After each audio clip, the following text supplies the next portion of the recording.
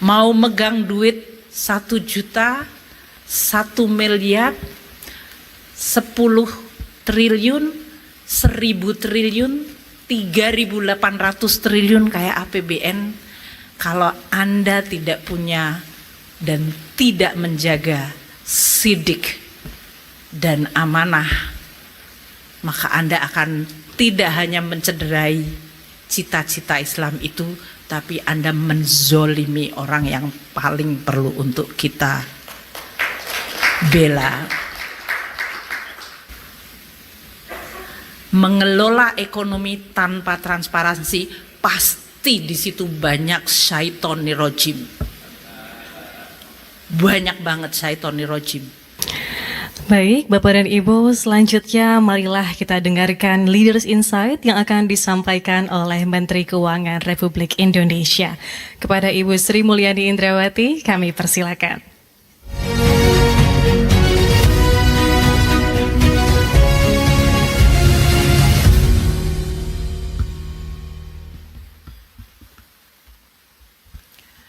Bismillahirrahmanirrahim. Assalamualaikum warahmatullahi wabarakatuh. Salam sejahtera untuk kita semua. Om Swastiastu, Namo Buddhaya, salam kebajikan, salam rahayu. Yang kami hormati, kami banggakan Bapak Wakil Presiden Republik Indonesia ke-13 dan sekaligus juga tokoh ekonomi syariah nasional Bapak Kiai Haji Ma'ruf Amin, Ketua Umum Majelis Ulama Indonesia Pak Anwar Iskandar yang diwakili oleh Bapak Anwar juga, namun Anwar Abbas, beserta seluruh jajaran MUI, Bapak Gubernur Bank Indonesia sebagai Sahibul Bait, Pak Menteri PPN Kepala Bappenas, Pak Rahmat Pambudi, para pimpinan, para akademisi, para pelaku, dan juga para hadirin sekalian yang berbahagia. Alhamdulillahirrabbilalamin, kita semuanya hari ini atas berkat rahmat dan hidayah Allah Subhanahu wa Ta'ala dapat berkumpul untuk melakukan suatu kegiatan saresehan nasional ekonomi syariah. Sholawat dan salam selalu kita curahkan untuk Rasulullah dan keluarga dan sahabatnya serta umatnya. 80 tahun yang lalu, para pendiri bangsa Indonesia berjuang untuk memerdekakan negeri ini. Mereka mewariskan sebuah cita-cita agar negara yang baru lahir akan menjadi sebuah negara yang mampu menciptakan dan menjaga kedaulatannya, menciptakan keadilan dan kemakmuran. Tadi Pak Anwar Abbas menyampaikan bahwa ekonomi Islam adalah mengenai keadilan dan keberkahan. Jadi Indonesia dari awal cita-citanya adalah sejalan dengan sebuah value yang sangat penting, menciptakan sebuah keadilan dan kesejahteraan bagi semuanya, serta menciptakan kedaulatan atau kemerdekaan bagi mereka yang tertindas. Sampai hari ini nilai-nilai itu tetap relevan. Pada bulan kemerdekaan, beberapa hari lagi kita akan memperingati 4 hari lagi kemerdekaan Republik Indonesia yang ke-80. Mari kita semuanya berkumpul di dalam semangat tasyakur dan muhasabah untuk menguatkan ikhtiar kita untuk menjadikan Indonesia sebagai negara yang baldatun thayyibatun warobun ghafur. Dengan tadi keinginan subtitlenya menjadi pusat ekonomi syariah dunia. Kita memahami dunia sudah pernah atau terus-menerus merupakan objek dari sebuah sistem ekonomi yang berubah-ubah. Yang dominan hari ini adalah kapitalisme pasar yang mungkin bisa disebut liberal. Sebuah sistem yang memandatkan profit sebagai the ultimate moral value-nya. Dan ini juga menciptakan suatu konsentrasi kapital dan kekayaan. Kita melihat banyak implikasi negatif dalam berbagai bentuk ketimpangan, konsentrasi dari kekuatan, baik kekuatan kapital, yaitu ekonomi, dan kekuatan politik pada segelintir manusia. Kalau kita lihat di dalam dunia hari ini, berapa banyak billion and billion itu dicurahkan untuk artificial intelligence development. Ini karena ada konsentrasi capital pada sekelompok kecil dari perusahaan atau orang-orang yang menguasainya. Ini menimbulkan keresahan dunia, bagaimana governance atau tata kelola ekonomi dunia yang akan semakin didominasi oleh konsentrasi kekuasaan kapital di tangan sekelompok kecil. Antitesanya, dulu ada yang muncul manifesto komunis dari Karl Marx dan Friedrich Engels yang memunculkan teori komunisme dan sosialisme, di mana alat-alat produksi tidak dimiliki secara pribadi, tapi dimiliki secara kolektif. Ini juga menimbulkan dampak negatif di dalam bentuk ketiadaan motivasi untuk mencapai yang terbaik karena sama rata dan sama rasa. Di dalam konteks pergulatan ideologi dunia inilah ekonomi Islam muncul dan seharusnya menjadi sebuah inspirasi atau juga sekaligus jalan ketiga, wasatiyah. Sistem yang berlandaskan kepada sebuah etika dan moral yang inklusif, berkeadilan. Namun ini juga menimbulkan suatu pergulatan bagaimana mewujudkannya.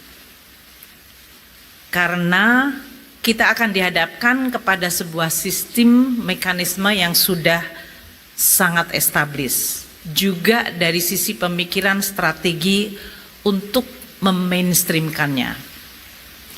Apakah kita berkukuh kepada bentuk ataukah kita akan menggunakan strategi berdasarkan substansi? Ini juga salah satu yang kita diskusikan pada pembahasan di mana para pengurus Ikatan Ahli Ekonomi Islam kita sedang mendiskusikan bagaimana program kerja untuk menciptakan strategi yang tepat. Tadi telah disampaikan oleh Pak Gubernur dan ini juga masuk dalam terms of reference-nya Sarasehan ini, bahwa ekonomi yang berbasiskan kepada ekosistem ekonomi syariah dibangun atas 3 pilar. Halal value chains yang tadi telah disampaikan oleh Pak Gubernur. Pak Gubernur itu pandai sekali untuk membuat sound bite. Jadi kalau hal yang sifatnya hanya omong-omongan yang kelihatannya membosankan kemudian diciptakan sound bite, itu menimbulkan suatu emotional attachment atau paling tidak attraction terhadap itu. Jadi dari mulai gerbang apa tadi? Gerbang santri, jawara ekspor, dan 3 rukun tadi. Jadi 3 pilar yang kita tahu adalah halal value chains, keuangan syariah yang kedua, dan yang ketiga adalah dana sosial dan literasi yang inklusif yang telah disampaikan oleh Pak Gubernur.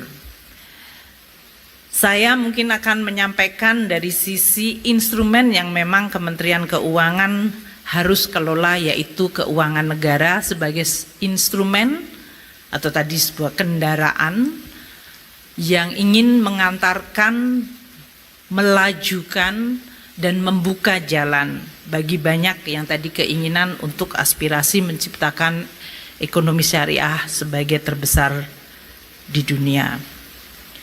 Maka tidak terhindarkan kalau mengundang Menteri Keuangan pasti ngomong tentang keuangan negara dan anggaran pendapatan belanja negara. Presiden Prabowo sebagai presiden terpilih, beliau menyampaikan asta cita sebagai fondasi untuk mencapai cita-cita Indonesia emas. Dan instrumen APBN merupakan instrumen yang sangat penting untuk mencapai cita-cita tersebut.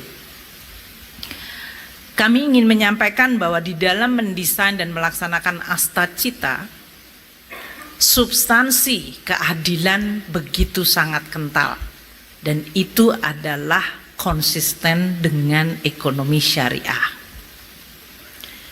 Kami menyampaikan saja dalam hal ini bahwa anggaran pemerintah pusat yang langsung dinikmati oleh masyarakat terutama kelompok bawah mencapai 1.333 untuk tahun ini. 2 hari lagi Bapak Presiden akan menyampaikan untuk tahun depan, dan angkanya akan lebih besar sekali. Dari mulai perlindungan sosial, jadi kalau kita bicara tentang keadilan, bagaimana yang lemah kita bantu. Kalau dalam bahasa syariah itu yang disebut menggunakan zakat, wakaf. Pada dasarnya mereka yang mampu harus menggunakan kemampuannya, karena di dalam setiap rezeki dan harta yang kamu dapatkan ada hak orang lain. Bukan ustazah ya dalam hal ini. Tapi ini karena Menteri Keuangan juga dalam setiap rezeki Anda ada hak orang lain. Caranya hak orang lain itu diberikan, ada yang melalui zakat, ada melalui wakaf, ada yang melalui pajak. Dan pajak itu kembali kepada yang membutuhkan. Kami sampaikan 10 juta keluarga tidak mampu diberikan program keluarga harapan. Bahkan diberikan tambahan sembako untuk 18 juta keluarga. UMKM yang belum mampu kita berikan akses tadi. Jadi itu adalah akses kapital. Dengan kita tahu kemampuan untuk membayarnya yang terbatas, maka diberikan subsidi terhadap beban biaya dananya. Itu bisa distrukturkan secara syariah. Mereka yang perlu untuk mendapatkan pelayanan kesehatan, mulai dari diagnosa, pelayanan kesehatan gratis, pemeriksaan kesehatan gratis, dan sekarang dibangun akses-akses kesehatan, puskesmas, BKKBN, posyandu, hingga rumah sakit di daerah-daerah yang sekarang di-upgrade, sehingga kalau menggunakan Menteri Kesehatan, jangan orang yang terkena serangan jantung tapi di daerah terpencil harus dibawa ke Jakarta, baru jalan 10 kilo sudah dijemput malaikat maut. Takdir mengenai kematian kita nggak pernah tahu, tapi ikhtiar untuk kita memperbaiki masyarakat untuk mendapatkan hak kesehatan itu adalah ikhtiar kita. Pendidikan, Bapak Presiden sekarang sudah mulai membuka sekolah rakyat. Rakyat yang kemarin saya kebetulan datang, dari mulai orang tuanya pemulung, pekerja harian yang tidak memiliki pendapatan, anaknya kemudian mendapatkan sekolah, diasramakan dan mendapatkan pendidikan dengan kualitas yang baik serta bimbingan keagamaan. Itu adalah semuanya tadi hak dari rezeki yang kamu miliki untuk orang lain. Di bidang pertanian dan energi, Presiden juga menyampaikan mengenai ketahanan energi dan pertanian pangan. Tidak ada negara yang mampu menjaga kedaulatannya dan memakmurkan rakyatnya apabila tidak mampu memenuhi energi dan pangan. Dari mulai memberikan subsidi pupuk kepada petani yang paling membutuhkan, alsintan bibit hingga perluasan.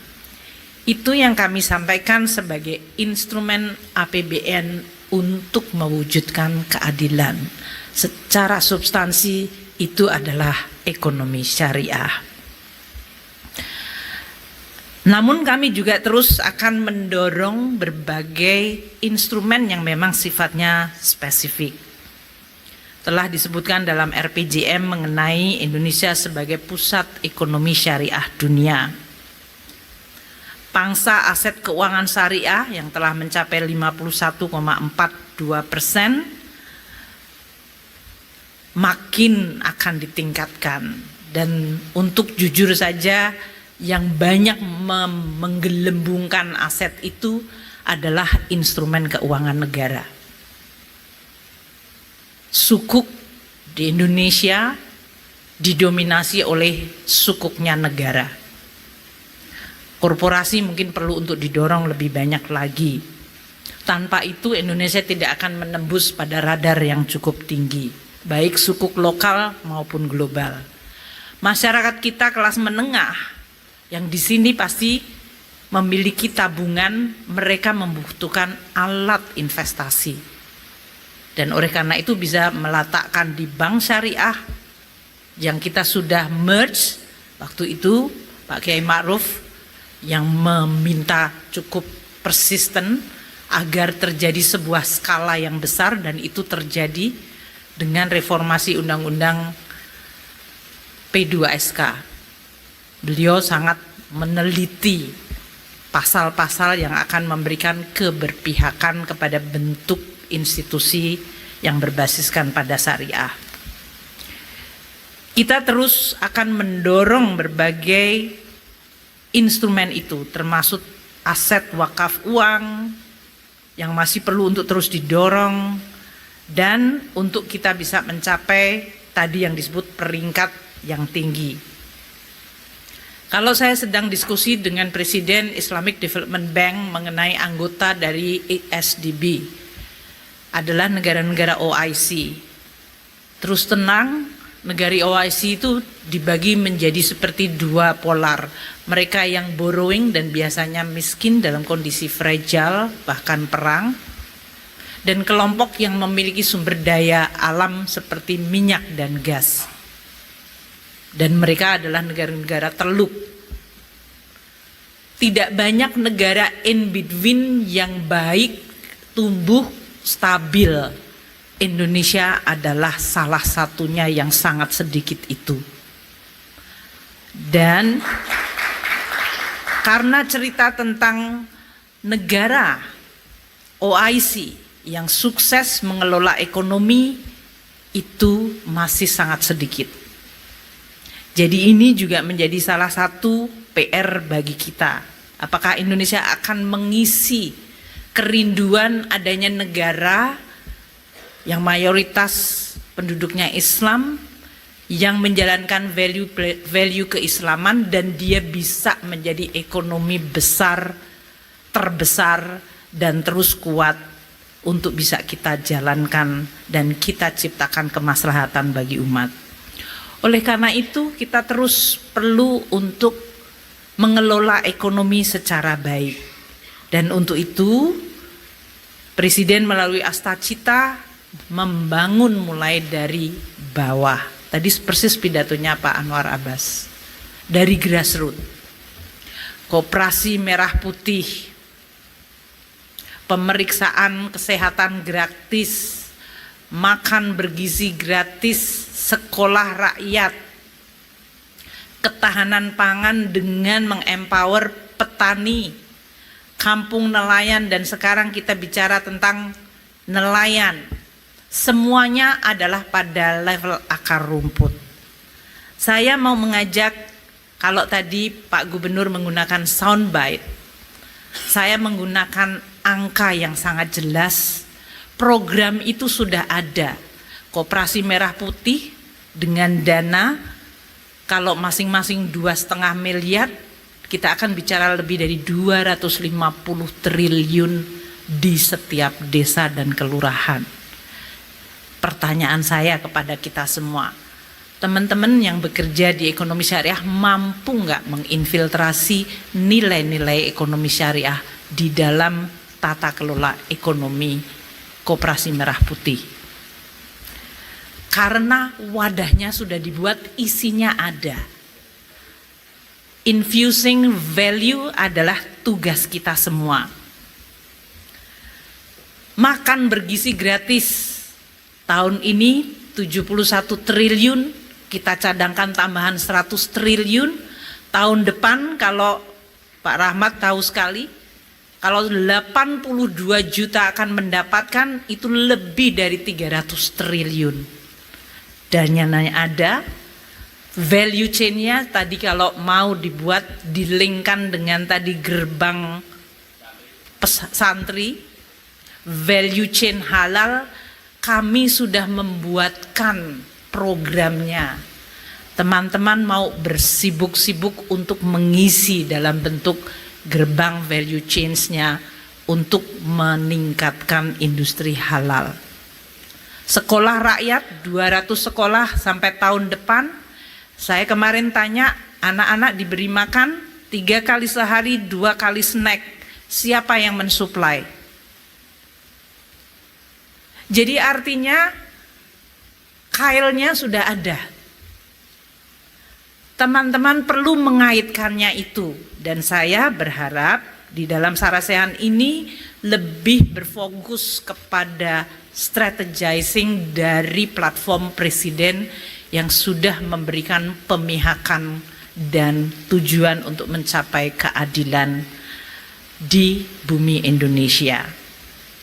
APBN adalah instrumen bagi kita semuanya, dan kita akan terus menggunakan instrumen itu untuk bisa menjawab dan mencapai ideal-ideal yang ingin kita capai, tujuan-tujuan ideal yang ingin kita capai.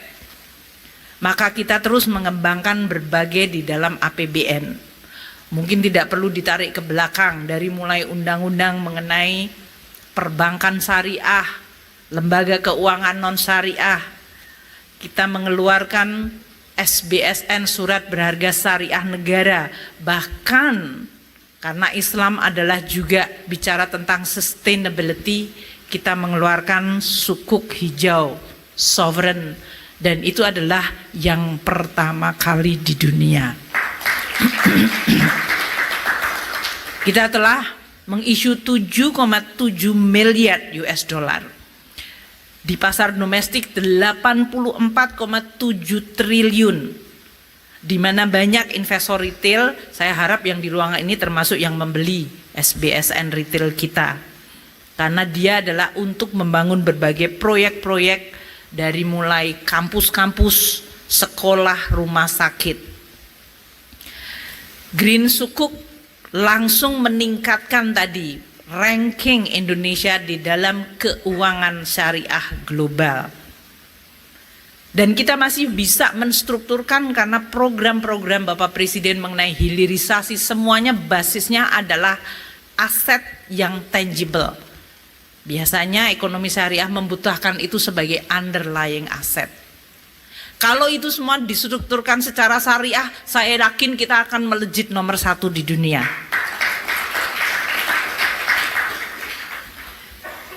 Itu adalah salah satu cara strategi yang menurut saya perlu untuk dipikirkan dan diikhtiarkan.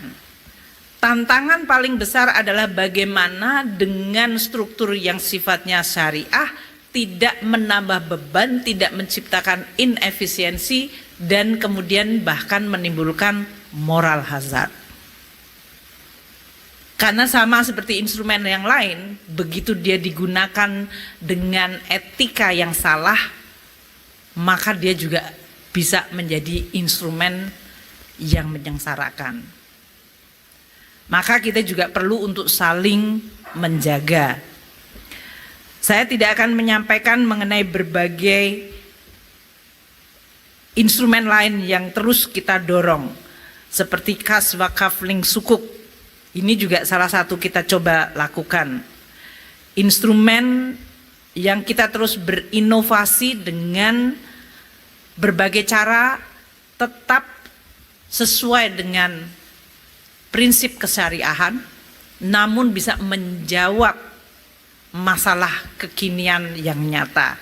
Dan ini telah mendapatkan penghargaan dari Islamic Development Bank sebagai inovatif financing sosial yang berbasis wakaf. Jadi terima kasih kepada teman-teman yang semuanya terus melakukan inovasi. Saya tidak ingin contohnya hanya satu, yang pertama kali dulu sama Pak Kiai Maruf kita luncurkan ya Bapak, yaitu Rumah Sakit Mata Ahmad Wardi. Harusnya ada yang lain dan segera bisa menyusul. Tadi yang disebut sebagai penumpang. Proyek-proyek yang terus kita akan tingkatkan mengenai bagaimana penggunaan nilai buku untuk pengalihan dan perolehan harta untuk penggabungan, peleburan, pemekaran, pengambil alihan usaha. Persepsi mengenai ekonomi syariah yang dianggap lebih repot dari sisi strukturnya harus bisa kita hilangkan. Dan ini kerjasama dengan MUI menjadi luar biasa penting karena Dewan Syariahnya ada di dalam MUI. Bagaimana kita bisa menjawab masalah-masalah dengan efisiensi tanpa mengkompromis keadilan. Tetap memiliki etika yang tinggi tanpa menciptakan beban kepada yang harus melakukan. Itu adalah tantangan nyata.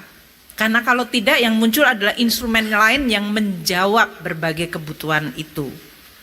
Oleh karena itu kita akan terus mendorong, termasuk di dalam APBN adalah mendorong mengenai masalah sertifikasi halal. Ibu bapak sekalian, cita-cita yang baik dari kita hanya akan bisa terwujud menurut saya apabila yang menjalankan mengikuti tauladan Rasulullah. Dan saya favoritnya ada di sini.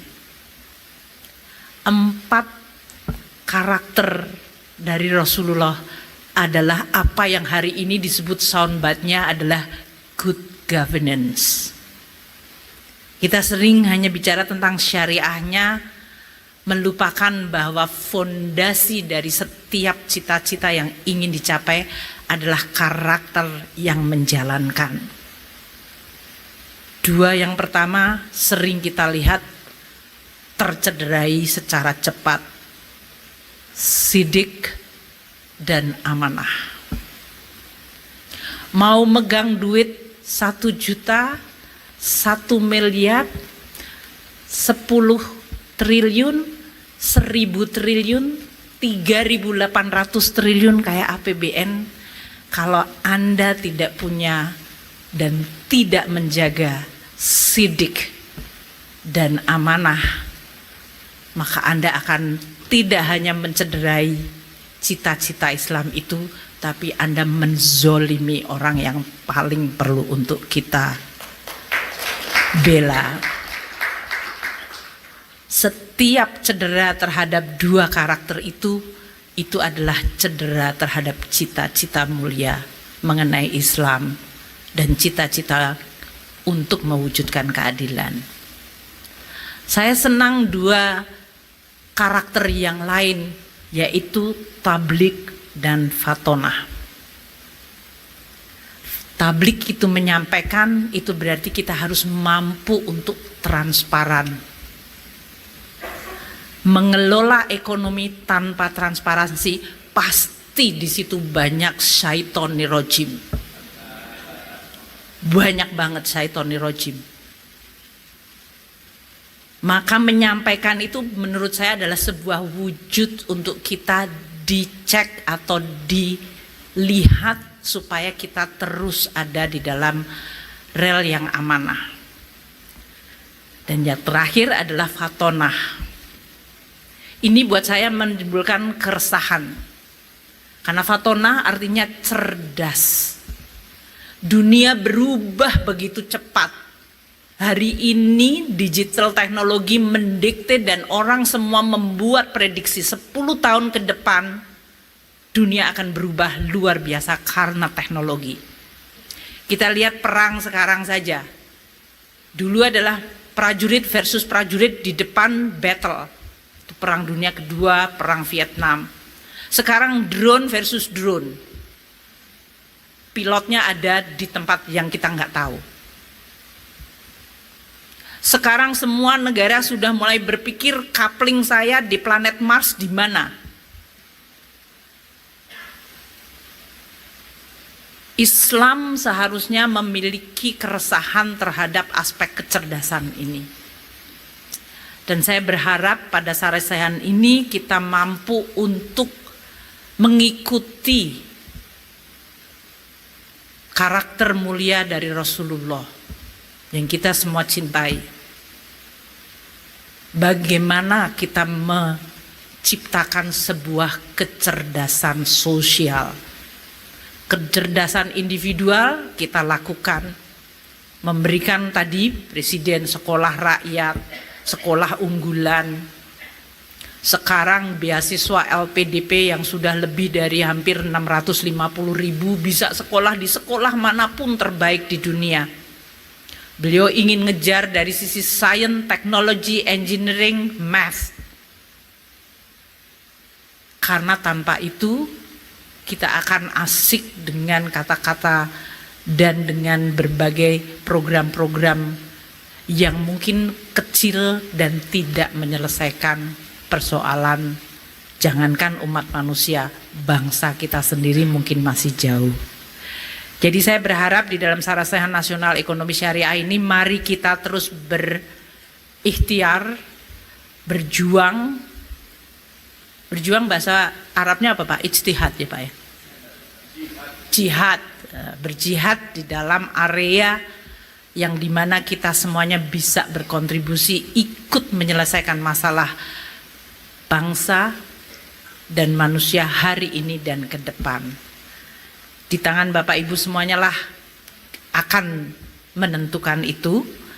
Saya sebagai Menteri Keuangan dan sekaligus juga sebagai Ketua IAEI yang sedang menyusun program, mohon untuk mendapatkan dukungan agar kita mampu untuk terus mengakumulasi dan mengembangkan knowledge dan innovation agar inti substansi syariah tetap kita bisa jalankan dan pada saat yang sama kita bisa mencapai kemajuan. Terima kasih atas undangannya dan semoga apa yang kita sampaikan hari ini memberikan manfaat bagi Bapak dan Ibu semua dan terutama bagi saya sendiri. Terima kasih. Wassalamualaikum warahmatullahi wabarakatuh.